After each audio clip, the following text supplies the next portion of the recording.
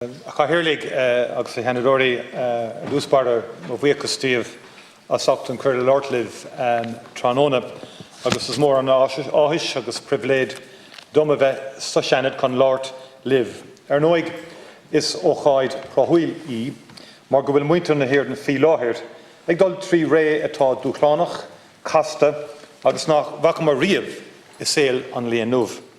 Is an ábhar sin bhualam Lord fi gnethe éagsúla dar bríomh polasathe atá lárnach de éirling inis agus san am atá amach rowing. I'm delighted to have the opportunity to address the Seanad for the first time as Taoiseach.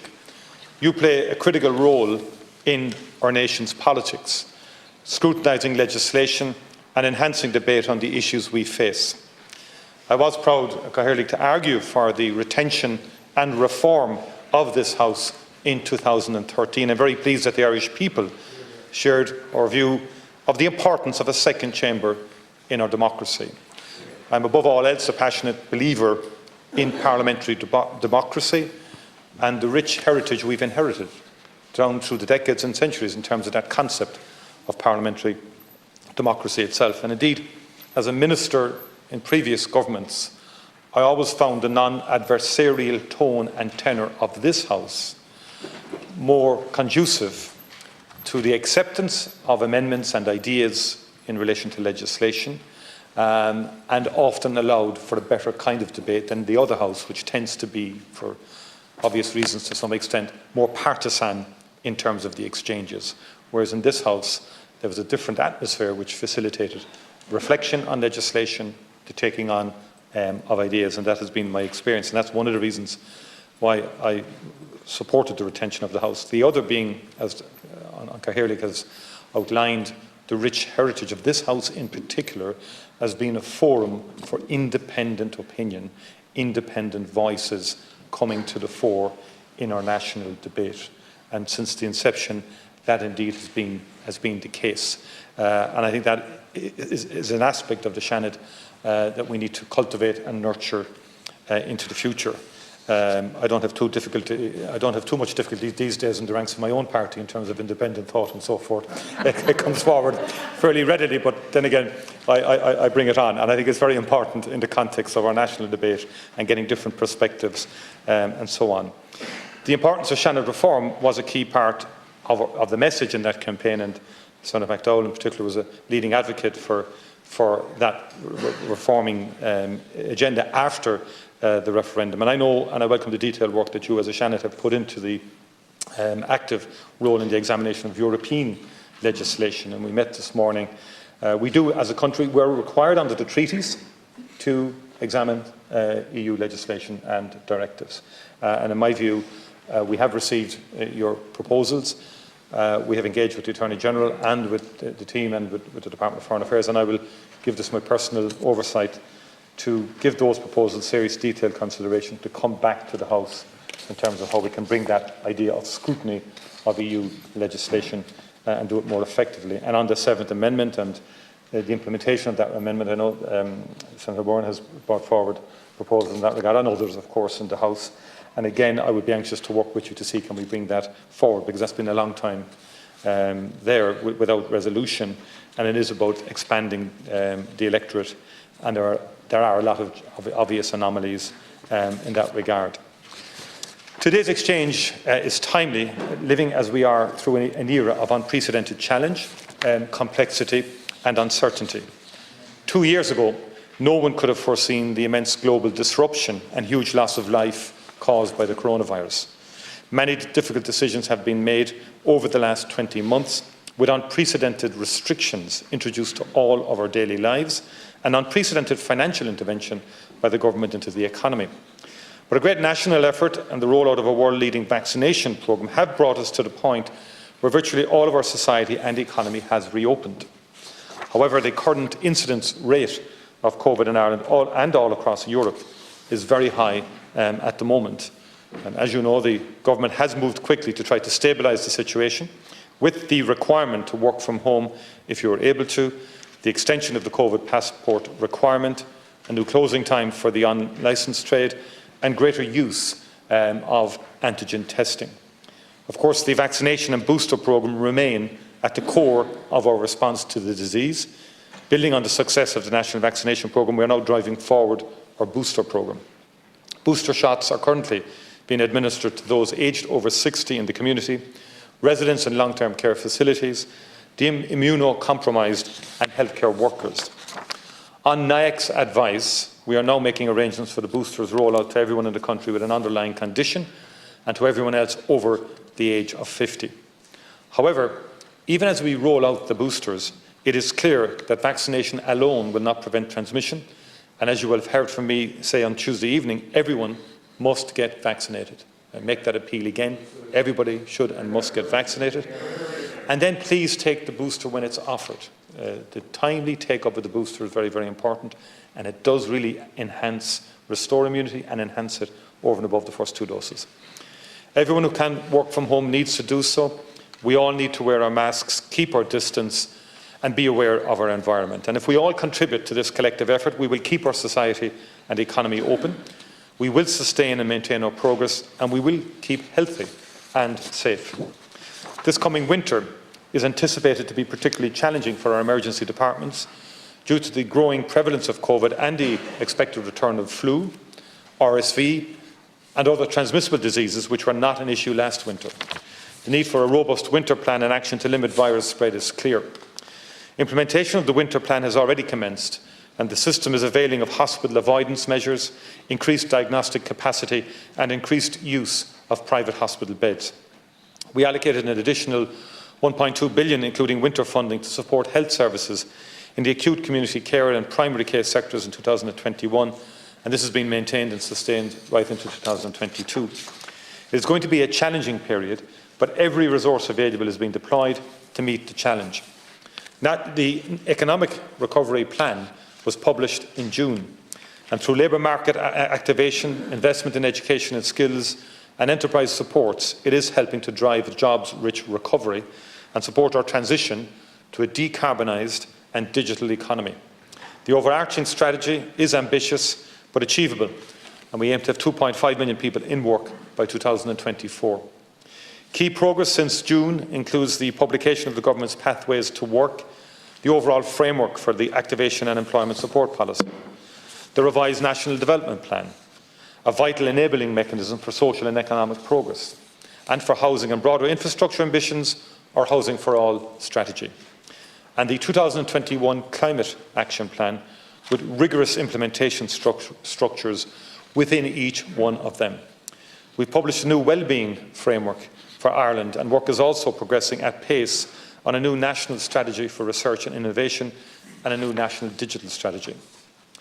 Passion for education has been a constant throughout my political life. I believe that it is the great enabler in life, and it is unquestionably the foundation stone for all the major progress we have made as a nation. Nothing about our national progress or our continued success was or is inevitable. We are the European home of many of the world's great corporations. Some of the most cutting-edge technological processes and research anywhere is taking place today in our country. We got to this point because we were innovative as a country, and because as a people we placed a very, very high premium on the importance of education. The very substantial investment that we are making in education, the massive increase in the number of apprenticeship places, and the establishment of the new Department of Further and Higher Education, Research, Innovation and Science, which is a key element of our programme for government, all of this is about making sure that this commitment and the primacy of learning continues into the future. It's about making sure that just as we were ready and seized the potential of life sciences, IT and social media, that we are ready and have the skills to seize the potential of all the new technological developments that are coming. Right now, though, there is no more urgent or higher social priority than the housing crisis. In response to that crisis, we've published and provided huge resources to deliver the Housing for All strategy. It is an ambitious and far-reaching plan, opening up access to affordable, high-standard housing to purchase or rent. The State's investment represents the largest multi-annual funding programme in the history of Irish housing, with in excess of €20 billion being made available through to 2026. A large-scale approach bringing many strands of government together to tackle issues across multiple areas including homelessness, affordability, rent reform, planning, financing and the legal system, is underway. Progress has already been made on a number of actions in the plan, including the progression of necessary legislation, and I thank you for your role in that progress.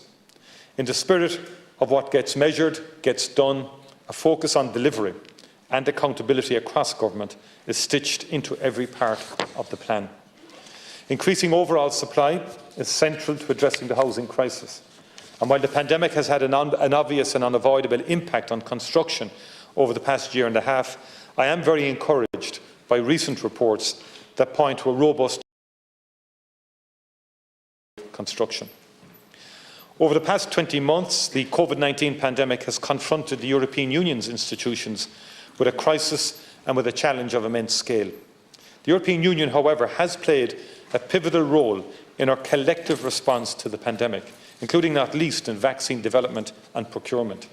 It is a remarkable achievement that is perhaps too easily overlooked. The historic €2 trillion EU budgetary package agreed by the European Council last July also represents a new and important milestone in European Union solidarity.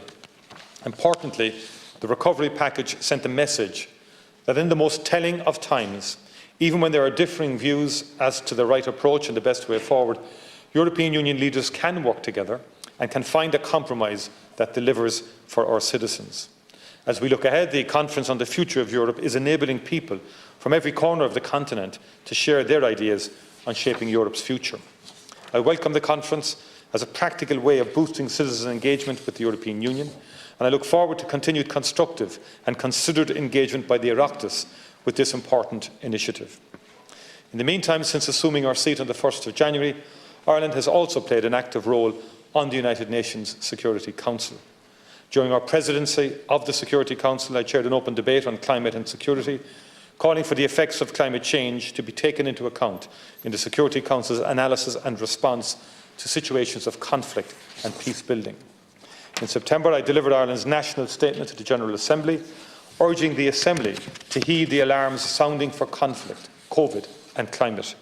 I called for commitments to immediate action, and I confirmed Ireland's contribution to global vaccine sharing. It is my clear conviction that engaging robustly and constructively with international multilateral organisations gives us the best chance to meet the big challenges of this age. Closer to home, through the Shared Island Initiative, the Government is working for the future of the entire island in a positive, practical and ambitious way, engaging with all communities and traditions. Through the Shared Island Fund, we are bringing fresh impetus to the all-island investment projects. With this resourcing, we are now finally moving ahead with the Ulster Canal and Narrow-Water Bridge projects, with huge sustainable tourism and active travel benefits for the central and east border regions. And we have commenced a major new North-South research programme, bringing institutions and researchers together across the island to conduct world-leading research. In October, as part of the revised National Development Plan, the Government committed to extending the Shared Island Fund out to 2030, doubling the resource commitment to at least €1 billion. In total, there is now cross-border funding for the decade ahead of more than €3.5 billion.